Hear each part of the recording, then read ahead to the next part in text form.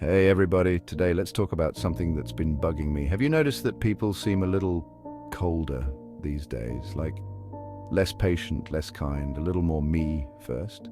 Yeah, it's been on my mind too.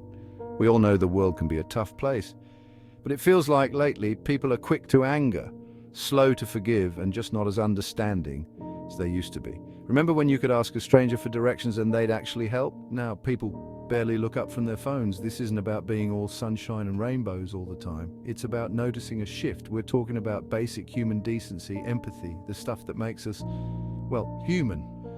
So, what's going on? Why are we seeing this change and what can we do about it? Let's dive in. Okay, picture this. The world's getting more crowded. That means more competition, right? Competition for jobs, for resources, for that last parking spot at the mall.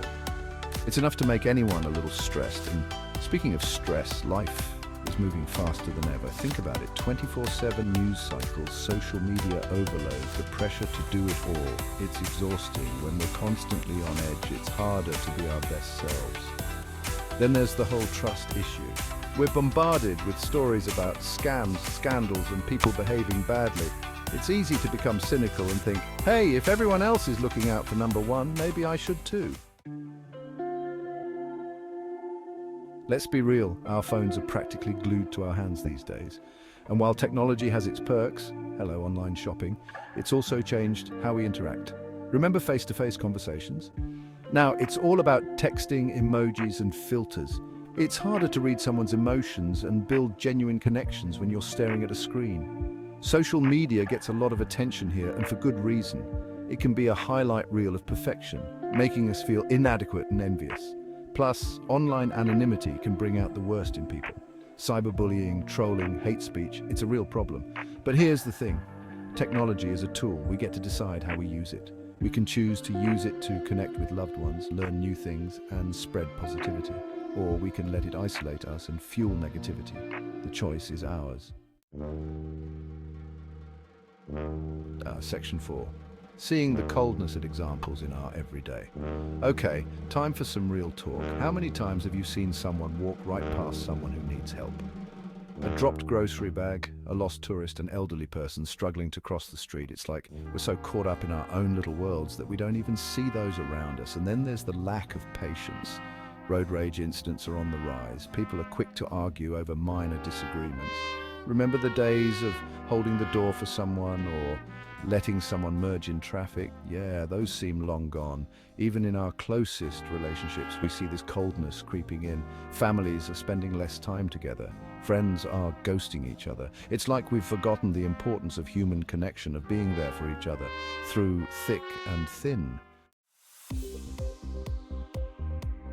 Section 5, the numbers don't lie. Now, I'm not one for statistics, but sometimes numbers paint a pretty clear picture. Did you know that studies have shown a decline in empathy among young people over the past few decades? That's right, folks, less empathy. And it's not just young people. Research suggests that adults are becoming more narcissistic and self-centered as well. And don't even get me started on the rise of social isolation. More and more people are reporting feeling lonely and disconnected from their communities. This loneliness epidemic is a real thing, and it's having serious consequences for our mental and physical health. Section 6, thawing out, bringing back warmth. Okay, so things might seem a little bleak right now, but don't worry, there's hope. We can turn this whole thing around. It starts with each and every one of us making a conscious effort to be kinder, more compassionate, and more understanding. Here's the good news.